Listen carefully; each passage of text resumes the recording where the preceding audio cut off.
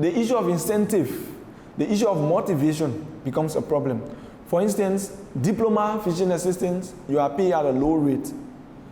Bachelor nurses, bachelor physician assistants for other courses, you pay at an extra rate. So if I graduated 2009, if I don't have a bachelor and I'm practicing in an area, even if I'm a clinical supervisor, if a nurse graduates today with a bachelor, she earns more than me. So they don't pay by experience, they pay by degree. So that's one of the main reasons for staff attrition. So I would like to foster my study to also get a bachelor to earn more. So I would prefer leaving the clinical setting to come back to school or go into private sector. So now the concentration of health workers in Montserrat or Monrovia, the capital, is huge as compared to the concentration of health workers. Not that you don't have them, you have the health worker, but they can't go to rural Liberia because of the low wages. No incentive, no lodging, so it becomes a problem. So everyone wants to come to area where they can move around freely, go to school, get higher education, and be able to advance themselves. So that has been a problem. Do you have any specific examples from your own practice, when you were practicing in rural Liberia? Okay, like I said, I graduated 2009, and I immediately took assignment in a county called Riverses. And I was placed in one of the remotest places, not to overemphasize, no communication.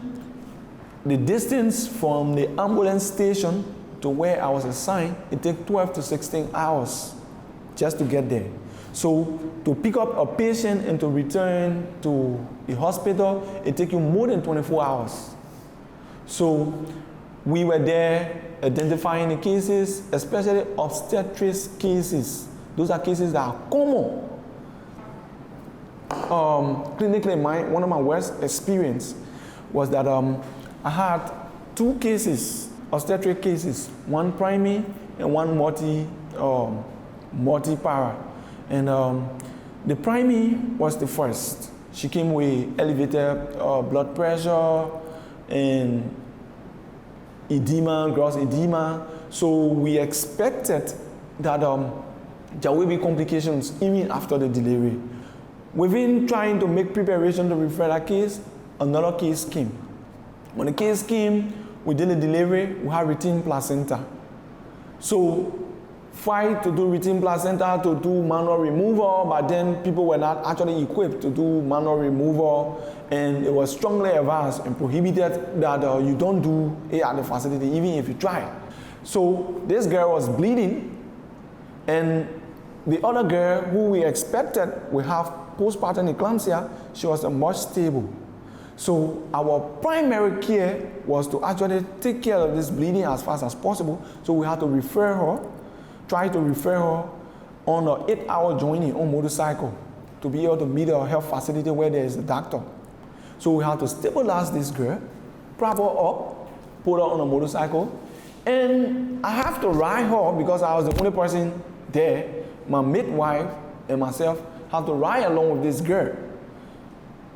We called the ambulance to pick the other girl up in our absence. Unfortunately, the ambulance did not come. As soon as we left the facility, she went into crisis. So before we dropped the other girl to come back, she was dead. It's nothing. So our efforts, our time, everything went in vain, because if there was an ambulance to do prompt referral, she wouldn't have died, because the case was diagnosed already, eclampsia, and just needed hospital care, and because we never had the drug to even give her start medication to manage to reduce her blood pressure, she went into crisis and she died. When we came back, she has expired. So it was fair, it's worrisome, and to see cases that can be handled, and you can.